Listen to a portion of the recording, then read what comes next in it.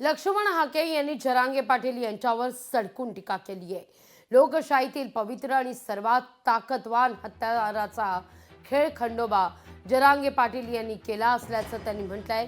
वारंवार उपोषणाला बसायचं, बेकायदेशीर मागण्या करायच्या, जी मागणी कधी पूर्ण होणार नाही यावर शासनाला वेठीत धरायचं, तसंच ओबीसींच्या नेतृत्वाला टार्गेट करण्याचं काम जरांगे यांनी केलंय असं हाके म्हणतायत।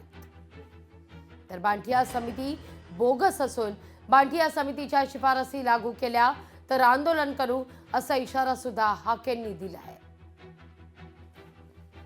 उपोषण या पवित्र लोकशाहीमधल्या सर्वात ताकदवान हत्याराचा खेळ खंडोबा कोणी केला असेल तर तो ते जरांगेंनी केलेला आहे। वारंवार बसून गांभीर्य नाही, बेकायदा मागण्या करायच्या, जी मागणी कधीही पूर्ण होऊ शकत नाही अशी मागणी करायची आणि शासनाला वेठीस धरायचं, झुंडशाहीवर वेठीस धरायचं आणि इतरांबद्दल दुस्वास करायचा, इतरांबद्दल रिस्पेक्ट करायचा नाही, ओबीसीच्या नेतृत्वांना टार्गेट करायचं, खलनायक बनवायचं, त्यांना शिवराळ भाषेत बोलायचं, हे केलेलं आहे जरांगेंनी।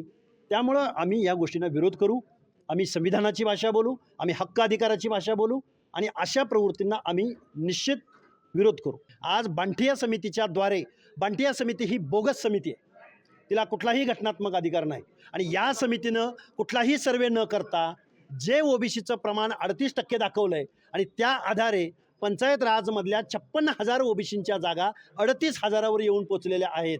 या महाराष्ट्राच्या मुख्यमंत्री महोदयांना आमची विनंती आहे, आम्ही तुम्हाला सत्तेवर बसवलं आहे, पण जर तुम्ही या बांटिया समितीच्या शिफारसी लागू केल्या किंवा कोर्टामध्ये जर त्याचा अंमल किंवा त्याचा बाजू किंवा त्या बांटिया समितीची माहिती मांडण्याचा तुम्ही प्रयत्न केला तर आम्ही तुमच्या विरोधामध्ये सुद्धा या महाराष्ट्रामधला ओबीसी आंदोलन उभं करेल।